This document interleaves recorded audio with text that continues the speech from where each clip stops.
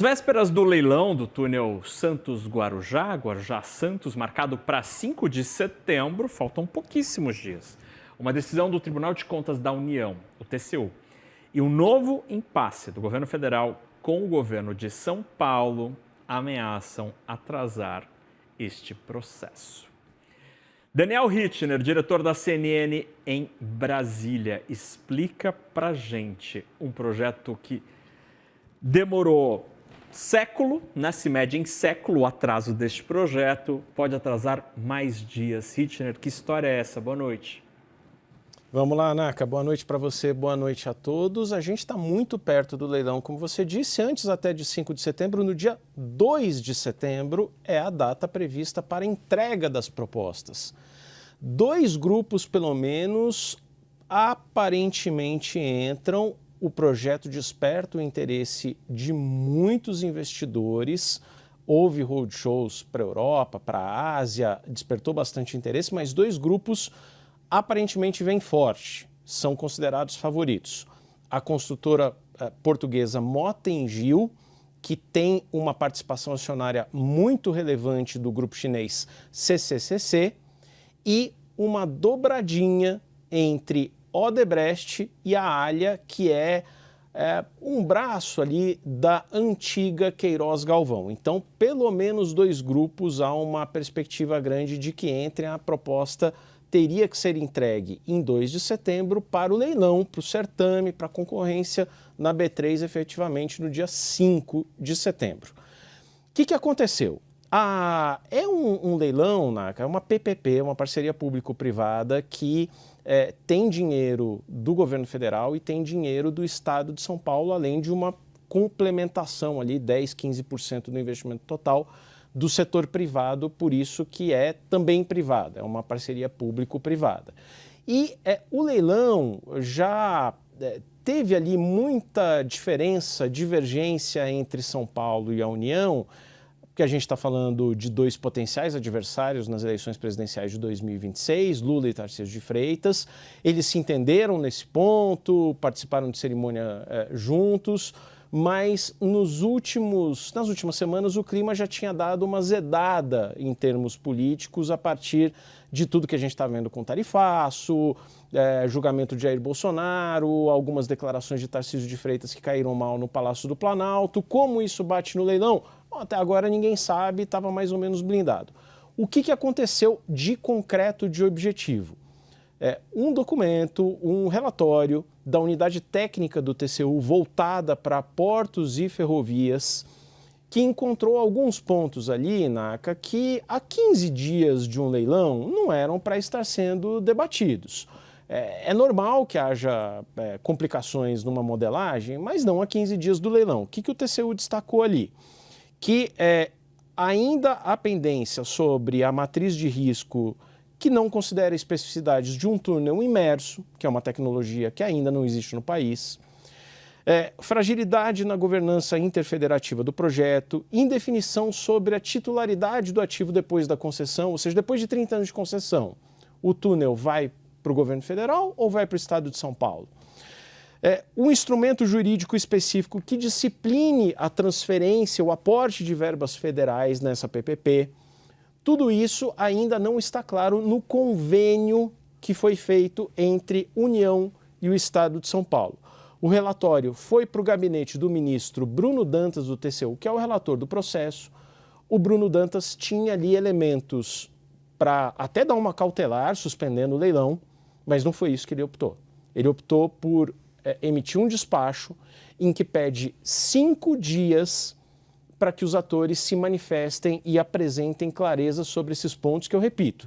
Há 15 dias de um leilão não é o ideal que o leilão esteja ainda com esses pontos indefinidos de dúvida, né?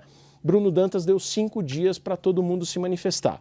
Ali na decisão dele, ele faz uma menção, o ministro, que ele até usa em caixa alta, ele salienta que esta determinação não implica em qualquer juízo de valor quanto à necessidade de alteração do cronograma ou modificação do edital já publicado.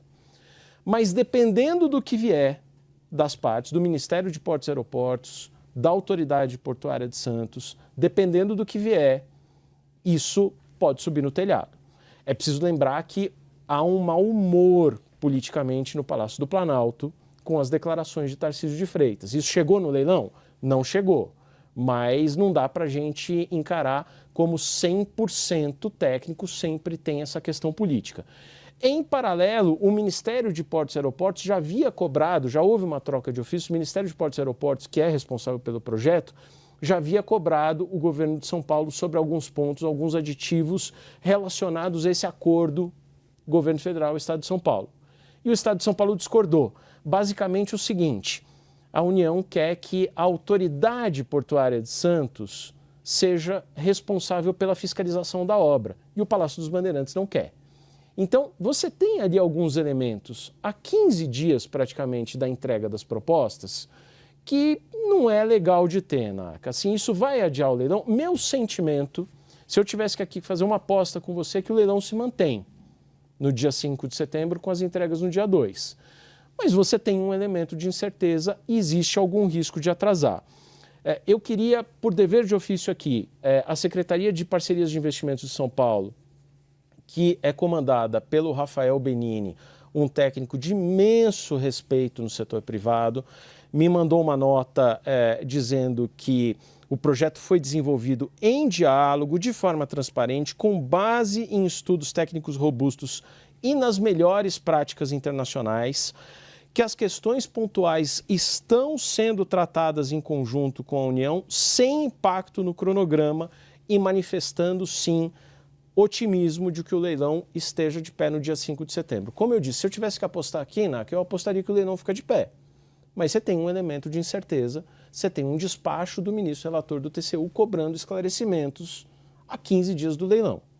Isso não é o normal para um leilão desse porte de uma obra de quase 7 bilhões de reais, que é simplesmente a maior obra do novo PAC. Hittner, será que essa dúvida, agora, tão poucos dias, pode eventualmente afugentar alguns dos interessados? Então, esse é um ponto que eu digamos, com a experiência de cobrir algumas dezenas de leilões de concessão, de infraestrutura, existem leilões que são tão atrativos, e esse parece ser o caso. No começo havia 4 grupos ali fortemente interessados. Algumas fontes de mercado dizem que 2 já desistiram um pouco, mas tem 2 aparentemente firmes. É muito dinheiro envolvido, é dinheiro de CAPEX, então é o dinheiro ali com aporte federal, com aporte estadual, sem grande dinheiro, necessidade de captação do setor privado, sem envolver dinheiro do próprio investidor. Então, a conta parece ser positiva para os investidores. Eu já vi leilão que chega com um grau até maior de incerteza e que dá certo. Mas, repito, ter alguns elementos de incerteza como esses, não ter ali o marco definidor de como será feita a transferência a 15 dias do certame, não é o cenário ideal. Não é o cenário ideal para o investidor ter o TCU cobrando explicações há tão pouco tempo e podendo tomar alguma decisão que implique em mudanças na modelagem jurídica. E isso é um elemento novo que todo mundo ali que está estudando ao longo de meses vai ter que lidar. De novo, acho que não cancelam e Rafael Benini, a Secretaria de Parceria de Investimentos de São Paulo, que tem um lastro técnico, uma equipe muito robusta, manifesta otimismo de que vai estar tudo certo. Existe esse porém, existe uma ressalva, uma pulga atrás da orelha, e a gente traz essa notícia, Naka, esse sentimento. Vai ter leilão? Meu feeling diz que sim. Mas a gente está trazendo um elemento de indefinição, de incerteza, para que ninguém chegue daqui a uma semana ou daqui a 2 semanas e diga assim, Fernando Nakagawa não avisou no fechamento de mercado.